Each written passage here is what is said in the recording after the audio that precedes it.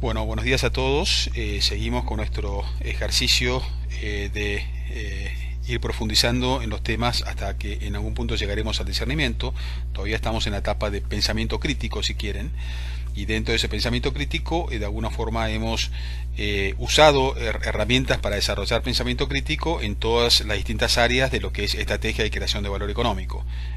Lo hicimos primero a nivel global, digamos, cómo distintas empresas y negocios pueden crear valor económico, y después entramos específicamente en las estrategias competitivas, responsables de la rentabilidad, estrategias de innovación, responsables del crecimiento de las ventas, y estrategias de recursos, de lo que vamos a ver ahora, responsables del capital de una empresa. Entonces es un tema que es bastante amplio, el tema de estrategia de recursos. No lo vamos a poder ver en profundidad ni nada, pero por lo menos vamos a enfocarnos en algunos temas muy específicos. Para que tengan una idea, en un típico seminario de gestión estratégica, el 80% de las clases se refieren al tema de recursos. Nosotros obviamente no lo podemos dedicar ese tiempo, pero sí nos vamos a centrar en tres estrategias de recursos. Primero, todo lo que se llama estrategias corporativas, de alguna forma, estrategias de diversificación. Y nos vamos a enfocar porque es un tema que impacta mucho nuestra vida diaria. Nosotros vivimos en proceso de que se reorganiza la empresa, echan a fulano, echan a menganos, etcétera, etcétera. Entonces, de alguna forma es interesante analizar un caso de ellos, que es el tema de diversificación, porque de alguna forma tiene una chance de éxito muy baja. Prácticamente el 80% de las estrategias de diversificación fracasan. El segundo tema que vamos a ver es el tema de las TICs, las tecnologías de la información y de las comunicaciones, y todo lo que es Internet. También, porque esto produjo todo un enorme terremoto dentro del mundo económico, y hay montones de empresas que han desaparecido por culpa del Internet y se siguen desapareciendo. Entonces también tiene un impacto muy grande en lo que es nuestra vida, de alguna forma. Esto decididamente todo lo que es la tecnología de información nos ha impactado a todos. Después todo lo que es compras, ventas, alianzas, también es un tema que es muy grueso, muy interesante, y también tiene un impacto muy grande porque vive produciendo toda una serie de cambios en las estructuras empresarias, va produciendo cambios en la estructura competitiva, los negocios se van consolidando, va apareciendo cada vez mayor poder de mercado, etcétera, etcétera. Y de alguna forma hay mucho pensamiento crítico detrás, digamos, las chances de éxito de las fusiones, las adquisiciones también son bajas, y es interesante entender, digamos, todo lo que hay detrás. Entonces, dentro de nuestro ejercicio de pensamiento crítico, vamos a centrarnos en estas tres. Podríamos avanzar en otros temas, pero nos parece tal vez que es lo más interesante. La última de los temas es específicamente la parte de recursos internacionales, pero eso lo vamos a ver después específicamente en tres charlas de la parte internacional, porque esa en el mundo de hoy tiene un impacto muy grande en todo lo que es nuestro trabajo de discernimiento, impacto en la comunidad, etcétera, etcétera. Podría estar acá, o sea, podría haber un cuarto bullet point que fuera justamente la parte internacional. Entonces, bueno, ese va a ser el ejercicio de esta semana. Igual que las anteriores, el primer tipo de estrategias de recursos que vamos a hablar es lo que es estrategias corporativas, vale decir, estrategias donde lo que uno básicamente analiza es de agregar o sacar nuevas unidades de negocios. SBU son unidades estratégicas de negocios. Básicamente yo me voy a centrar solamente en una de las estrategias corporativas, el tema más largo, que es todo lo que es la diversificación, de incorporar nuevas estrategias, unidades estratégicas de negocios. Y básicamente el que empezó a poner un poco de alguna forma el cuestionar, un poco de pensamiento crítico en este tema fue Michael Porter. A mediados de los 80 escribió este paper que se llama From Competitive Strategy to Corporate Strategy, o sea, perdón, From Competitive Advantage to Corporate Strategy, que básicamente lo que decía era que prácticamente el 80% de las estrategias de diversificación termina fracasando. Él hizo un trabajo sobre 4.000 casos y de alguna forma la conclusión fue muy choqueante, porque en esa época estaba de moda, digamos, todo lo que era diversificación, comprar unidades, etc. Todo el mundo, todos los famosos conglomerados que se desarrollaron en esas épocas, tipo General Electric o lo que sea. Entonces, básicamente, por explicar de una forma muy sencilla, lo que él decía era que si uno tiene un gran conglomerado, las empresas americanas a veces tienen 40, 50 empresas, y le agregan una nueva unidad de negocios, compran una unidad en el mercado que funcionaba bien, una empresita que tenía éxito, que lanzaba sus productos en 2-3 días y que de alguna forma estaba cerca del cliente, y de golpe lo incorporan a este conglomerado de 40-50 empresas, y esta empresita, para lanzar un nuevo producto, de golpe lo tiene que consensuar con los abogados de toda la corporación, con los contadores de toda la corporación. Y ahí es donde se produce el fenómeno de burocratización, donde la empresa la paralizan. Entonces, en lugar de lanzar su producto en un par de días, tarda un año en lanzar su nuevo producto, porque todo el mundo opina, todo el mundo frena, etcétera, etcétera. Entonces, Porter dice que como conclusión, estos conglomerados no son tan simpáticos, tienen muchos problemas, pero que hay circunstancias especiales donde sí son interesantes, que es cuando hay sinergias. Y las sinergias básicamente se definen en la capacidad de compartir recursos entre las unidades o de transferir recursos de una a la otra. Y básicamente, por ejemplo, esta unidad es muy buena para desarrollar nuevos productos y esta unidad es muy buena para comercializarlos, entonces trabajan juntos y de alguna forma tienen éxito. Entonces, eso lleva a empezar a mirar el conglomerado en su conjunto y cada unidad, a ver qué tipo de organización le corresponde, qué organización son más interesantes. Y hay todo un trabajo, análisis muy bueno de pensamiento crítico que lo vamos a incorporar ahora. Que básicamente es un trabajo de Gareth Morgan, escribió un libro que se llama Imágenes de las Organizaciones, muy lindo libro, realmente, si quieren leer algo lindo, que básicamente explica que hay diferentes tipos de organizaciones. Por ejemplo, organizaciones tipo máquinas, que tienen que ser predecibles, eficientes. Pongan un tren que todos los días tiene que salir a una determinada hora, tiene que llegar a determinada hora, que las puertas tienen que abrir bien, etcétera, etcétera. O sea que la organización está muy, si quieren, alineada al hecho físico de cómo funciona un tren, si quieren. Entonces la organización se transforma en muy mecanística, si quieren, o mecanista, como se dice. Después hay otras organizaciones que son tipo organismos, son las típicas organizaciones más marketineras de mediados del siglo pasado, donde básicamente la esencia es que la organización está muy cerca del cliente y empieza a sentir como el cliente, puede dialogar con el cliente, sentir lo que el cliente siente, como un organismo que está frente a otro organismo y o tiene frío, tiene calor, está contento, está triste. De alguna forma puede interactuar y reaccionar y adaptarse y producir ideas entendiendo el entorno, entendiendo al resto de los competidores, de los consumidores. Después se tienen organizaciones tipo networks, tipo redes, que eso es requete típico. Organizaciones donde, imagínense Amazon, que necesita de las distintas librerías que le venden libros, o ¿cómo se dice? Y por último, las organizaciones tipo cerebros, tipo redes, o sea que de alguna forma es una especie de organización con más matricial, donde existe más interacción entre las distintas áreas, las típicas organizaciones japonesas, donde existe mucho más capacidad creativa, donde las distintas áreas trabajan en equipo y son capaces de producir ideas en conjunto, etcétera, etcétera. Muchas organizaciones por proceso, etcétera. Entonces, de alguna forma, el ejercicio de ustedes es analizar una organización que ustedes conozcan y ver de alguna forma a qué perfil responde y ver si realmente le conviene o no le conviene formar parte de estos conglomerados. ¿Por qué? O sea, ¿lo ayuda a ser más tipo un cerebro? ¿Lo ayuda a ser más eficiente? ¿Lo ayuda a ser más sensible, estar más en base al entorno? ¿Lo ayuda a generar redes con los demás? Entonces, que de alguna forma ustedes puedan extrapolar todas estas ideas y ver si existen sinergias que ayuden a que la organización funcione como corresponde que funciona, si ustedes quieren. Vamos a entrar en la segundo tema de recursos, que es las tecnologías de la información, internet, etcétera. Y para ello les quiero mostrar un pequeño modelo de economía industrial que básicamente les pone un poco les hace un llamado de atención sobre cómo la economía, la nueva economía, o sea, la economía de Internet, de las comunicaciones, de la información, de alguna forma conduce a competencia perfecta, conduce al negocio entero a una situación de competencia perfecta, donde nadie cuestiona de que tiene grandes beneficios, pero que eso no significa de ninguna manera que ayude a crear valor económico, sino que es muy posible que ayude a destruir valor económico. Y eso es un poco el ejercicio de pensamiento crítico que interesa en esta discusión. Este modelo lo desarrolla la economía industrial, que es un poco si quieren, es una disciplina que se ha desarrollado especialmente en los últimos 20 años y que de alguna forma le da soporte a la gestión estratégica. Es la versión moderna de lo que es gestión estratégica.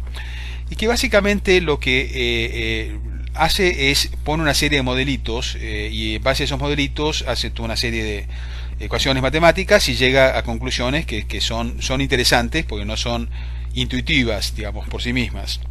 Entonces, este modelo se llama la ciudad lineal, que básicamente lo que plantea es que si uno se mueve en una ciudad, uno tiene un costo de transporte, y esa ciudad no es una ciudad física, es una ciudad de alguna forma de valores, de atributos, donde uno va pasando un atributo a otro atributo y de alguna forma eso cuesta un esfuerzo, movilizarse de un atributo al otro.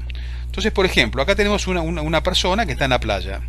Entonces quiere comprarse una Coca-Cola, entonces tiene un kiosquito de Coca-Cola que le queda muy cerca, a pocos pasos, y que la Coca-Cola le cuesta $5, por así decirlo. Lo digo en dólares, pues si lo digo en pesos, van a decir que es barato y todo el mundo va a ir a comprar. Entonces ese kiosquito le vale $5, pero hay otro kiosquito, la Macana, que está a 10 millas, o sea 17 kilómetros o 16 kilómetros y pico, donde vende la Coca-Cola a $1. Entonces el tipo dice, ¿qué hago? ¿Me camino los 16 kilómetros y me compro la Coca-Cola o pago esta que de alguna forma es más cara? Lo más probable es que compre la Coca-Cola más cara, porque el tipo va a hacer su análisis. Son $5, pero esto es $1 más todo el costo de ir hasta allá, que puede ser infinito, de alguna forma. Puede ser un costo gigantesco de caminar 16 millas, el tipo parece puede morir en el camino. Entonces el costo de transporte de alguna forma es algo que uno tiene que analizar. Y no es solo transporte físico, es transporte emocional. Por ejemplo, el costo de transporte puede ser para una chica de 15 años que va a una gran fiesta y de alguna forma espera encontrar a su príncipe azul, y de golpe tiene la posibilidad de comprarse una pollera barata o un vestido barato o un vestido caro. Entonces para ella el costo de transporte de comprar el vestido barato es la humillación de llegar a la fiesta y que todo el mundo se la mire y se ponga a reír. O por ejemplo una persona que tiene cáncer o que tiene una enfermedad seria, entonces dice, ¿qué hago? ¿Me compro remedio caro o me compro remedio barato? Y el costo de transporte es morirme, pues ese remedio no va a hacer ningún efecto. Entonces el costo de transporte es el costo por ir desplazándose de un valor a otro valor, a un atributo a otro, lo que fuere, ¿no? Bueno, en la economía tradicional el costo de transporte es muy físico, o sea, es caminar los 16 kilómetros en este caso, que forman parte de alguna forma de la decisión. Entonces, a raíz de ello es que como existe ese costo de transporte, es que las empresas pueden tener precios muy diferentes, porque a la gente le da pereza, de alguna forma, o incorpora dentro de su decisión el esfuerzo físico. Pero en la nueva economía eso no es así. Pero en la nueva economía, para pasar de un producto a otro producto, es solamente un clic. Y yo puedo, de alguna forma, meterme en la website y ver todas las distintas Coca-Colas, y de alguna forma voy a elegir claramente la que es más barata, porque es simplemente es un clic de pasar de una a otra, a otra, a otra, a otra, a otra. O sea, la nueva economía tiende a la competencia perfecta, porque básicamente desaparece el costo de transporte. Entonces, para el comprador, el eventual comprador, lo único que analiza es el precio, pues ya los productos se supone que son los mismos. En otras palabras, el pensamiento crítico aplicado a lo que son empresas de Internet o de comunicaciones es que vamos a analizar los tres elementos que siempre analizamos desde el punto de vista de competencia: si la tecnología y la información ayuda o no ayuda. Y la respuesta es: ayuda en ciertas cosas y no ayuda en otras. Ayuda porque la tecnología y la información ayuda a reducir costos, mejora la eficiencia, mejora la calidad de la información, genera mejor relación con los clientes y proveedores, los conecta, etcétera. Ayuda a crear conocimiento, etcétera. Pero tiene contras, y la contra es que todo lo que yo haga lo va a hacer la competencia.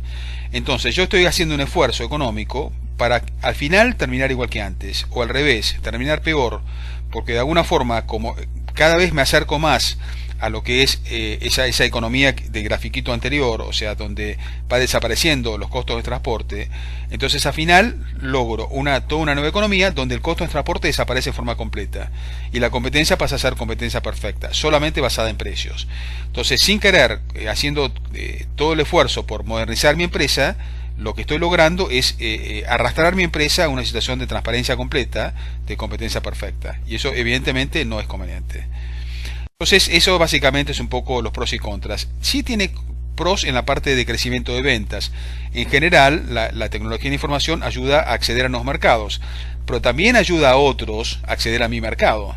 O sea, no necesariamente es bueno. Puede ser bueno como herramienta de supervivencia, pero no es que necesariamente me vaya a beneficiar. Porque es cierto que yo accedo a otros mercados, pero también es cierto que otros acceden a mi mercado, otros que están más lejos. En cuanto a la parte de recursos, también es cuestionable, porque es cierto que yo voy a desarrollar recursos, pero la competencia también. Entonces, el tema es si esos recursos van a terminar siendo únicos e inimitables, y la respuesta es por ahí no. Entonces, hay que tener mucho cuidado de que la tecnología de la información o todo lo que es Internet termine siendo perjudicial para el negocio. Bueno, ya hemos visto entonces dos temas de todo este trabajo de pensamiento crítico aplicado a lo que es estrategia de recursos. Vamos a ver un tercero. Insisto, hay otros, pero estos son de alguna forma los más importantes. Es todo el tema de compra y venta de empresas, alianzas, etcétera, etcétera. Es muy posible que muchos de ustedes hayan pasado por este tipo de situaciones donde uno vive todas estas reorganizaciones a raíz de una compra o fusión o lo que sea. Y después de haber hecho todo el esfuerzo y pasado un año o 2 años de toda esta reestructuración, uno llega a la conclusión de que estamos igual o peor que antes o lo que fuere. Entonces, ¿por qué se hacen todas estas fusiones, adquisiciones, alianzas? La idea es para cooperar de alguna forma, y hay un espectro muy amplio de posibilidades de cooperación. No nos vamos a referir solamente a las alianzas, a las fusiones, a las adquisiciones, pero es interesante saber que el espectro es más amplio. En esencia, lo que hacen son dos empresas, lo que hacen es comparten recursos. O sea, una empresa tiene tales recursos o tales áreas o unidades y esta otra empresa tiene otras unidades, y las dos de alguna forma crean un joint venture, o sea, una empresa en común con el objetivo de lograr más poder de mercado, de lograr más innovación o de lograr desarrollar recursos en forma más eficiente. Entonces, eso uno lo puede hacer por un primer mecanismo, que es el mecanismo de las alianzas estratégicas. Y de alguna forma las alianzas estratégicas tienen una serie de beneficios económicos, y eso es lo que vamos a analizar en detalle. Este gráfico es muy simpático, porque permite ver, primero hay todas estas alianzas que son proveedor-cliente de alguna forma, siempre tienen el proveedor con el cliente. Después hay alianzas que se llaman horizontales, porque es empresas con empresas pares, empresas similares. Y después hay alianzas con empresas nuevas, con nuevos competidores. Ahora les voy a explicar un poquito cada uno y cuál es el sentido de cada uno. De alguna forma, lo interesante es que todas estas alianzas permiten lograr economías, beneficios económicos. Por ejemplo, la primera de las alianzas es la que le dije, alianzas de diversificación.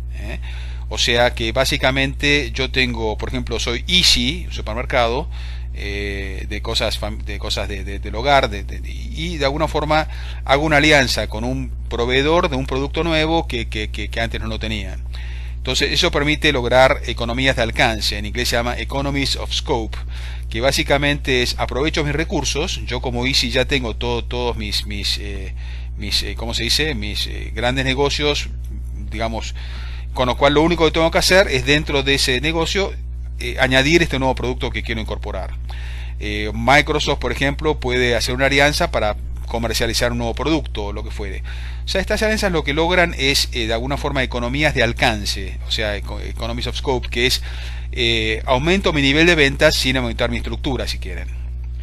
Segundo tipo de alianzas son horizontales, son alianzas con competidores, tienen muchos beneficios económicos, tipo economías de escala, o sea, con la misma planta ahora puedo acceder a dos mercados nuevos, los mercados de alguna forma de las dos empresas que eran competidores previamente. Facilitan la colusión, evitan la guerra de precios con los nuevos invasores, etcétera, etcétera. Tercero son las alianzas, como les comenté, aguas arriba y aguas abajo, o sea, comprador-vendedor. Y esas logran también economías de integración, o sea, mejor logística, mejor comercialización, etcétera. Entonces, de alguna forma tienen, o sea que ustedes ven que todas las alianzas decididamente producen ventajas económicas. Ahora bien, si las alianzas son tan ideales, ¿por qué razón hay gente que duda antes de lanzarse una alianza? Y la razón es, la gente duda porque las alianzas también tienen costos. Y los costos es lo que se llaman costos de transacción. Es toda una rama de la economía, Transaction Cost Economics, que básicamente considera que si dos empresas son dos empresas separadas y empiezan a interactuar, de alguna forma en esa interacción genera costos de transacción. Por ejemplo, un proveedor le provee sus productos a otra empresa que los necesita para desarrollar, para crear, para poner, ¿cómo se dice? Manufacturar sus propios productos, y de alguna forma eso genera que entre estas dos empresas, el proveedor y el comprador, existan costos de transacción. ¿Qué es costos de transacción? Bueno, ¿qué pasa si el proveedor no manda el producto cuando corresponde? ¿Qué pasa si manda un producto con defectos o no cumple con los requisitos, etcétera? Le genera a la empresa, de alguna forma clienta, le genera costos de transacción. ¿Cómo se pueden evitar? ¿Cómo se pueden manejar esos costos de transacción? Bueno, con contratos que pongan especificaciones claras y penalidades. Eso no quiere decir que se eliminen, pero se pueden manejar un poco mejor. Sin embargo, los contratos también tienen problemas, porque hay limitada, o sea, no es tan fácil definir el contrato. Es difícil definir los parámetros para pedir el rendimiento, la información no es simétrica, vale decir, el proveedor tiene más información que el comprador, y todo eso genera toda una serie de problemas que no son fáciles de manejar o directamente no se puede manejar. O sea que, como ven, las alianzas genera beneficios económicos, pero también genera costos económicos, con lo cual uno tiene que analizar si convienen o no. De una forma, allí la alternativa que surge es de las compras de empresas o fusiones, lo que fuere. Pero evidentemente las compras de empresas también tienen sus costos económicos. Y de alguna forma los costos económicos es que son caras, comprar una empresa es cara, es riesgosa, puede no funcionar la compra, la fusión, tienen toda una serie de riesgos, dificultad en generar economías de escala. Es mucho mejor usar los recursos de otro que tener que uno inmovilizar los propios recursos. O sea que de alguna forma tiene una serie de riesgos y una serie de dificultades. Tiene ventajas, obviamente, elimina los costos de transacción si ustedes quieren, pero genera toda una serie de costos económicos. Entonces uno debe analizar qué conviene, la alianza o conviene ¿cómo se dice? O conviene la fusión. Bueno, con esto terminamos. Entonces la tarea que les corresponde a ustedes para esta semana es analizar estos tres temas que hemos visto: el tema de la estrategia corporativa de diversificación, que el tema de las teorías de la tecnología de la información, y el tema de las alianzas versus fusiones. Ser críticos, explicar casos concretos que ustedes hayan vivido, que ustedes conozcan, pero no es para contar la historia, es para criticarla, de alguna forma, para que vean si con todo esto que hemos visto de pensamiento crítico, si tuvo sentido o no tuvo sentido esa estrategia de diversificación, esa estrategia de tecnología de la información, o esa estrategia de alianzas versus fusiones y adquisiciones. Eso, cuando termine con el ejercicio, pónganlo en la website, en la parte de estrategia de recursos, añadan de nuevo su nuevo hilo de discusión, respondan a dos compañeros y les deseamos que tengan muchos éxitos. Yo acá le puse una lista de libros, si les interesa el tema de todo lo que es economía industrial. Yo le puse solamente un ejemplo, pero hay un montón de ejemplos, son muy lindos, si les gusta la matemática, si no, si les va a ser muy árido. Y muy interesante todo lo que es la economía industrial aplicada a la política, a la política y a los gobiernos. Esto es una rama de la economía industrial muy interesante. Bueno, muchas gracias por todo y suerte con esta investigación.